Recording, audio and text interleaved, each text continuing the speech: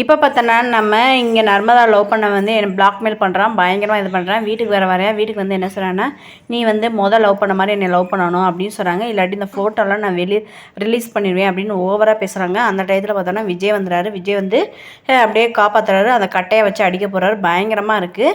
அதுக்கடுத்து இங்கே காவேரி, இந்த பிரச்சனை நம்ம வீட்டு பிரச்சனை, நம்ம வீட்டுக்கு வந்தது எப்படி இவருக்கு தெரியும் அப்படின்ற மாதிரி கேட்குறாங்க.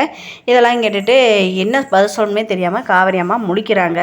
அதுக்கடுத்து இந்த பிரச்சனையெல்லாம் சால்வ் பண்ண பின்னாடி வீட்டில் இருக்கவங்க எல்லாருமே நம்ம விஜய் தம்பி எப்படி நல்லவர் வல்லவர் அப்படின்னு சொல்லிட்டு காவிரியை மனசு மாற்றி கல்யாணத்துக்கு ரெடி பண்ண போகிறாங்க.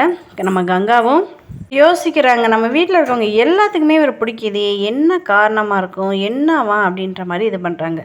அடுத்து வழக்கம் போல் நம்ம குட்டி காவேரி ஸ்கூலுக்கு போகிறாங்க. நம்ம பெரிய காவேரி நல்லா அவங்கள கேர் எடுத்து பார்த்துக்குறாங்க. இதெல்லாம் காவேரி சின்ன காவேரி வந்து சொல்கிறாங்க, இந்த மாதிரி நீங்களே எனக்கு அம்மா வந்தால் எனக்கு ரொம்ப ஹாப்பியாக இருக்கும் அப்படின்றாங்க. உடனே பெரிய காவேரியும் அப்படியே எனக்கும் அந்த மைண்டில் ஓடுதுன்ற மாதிரி மனசுக்குள்ளே நினைக்கிறாங்க. நீங்கள் என்ன நினைக்க கமெண்ட் பண்ணுங்கள்.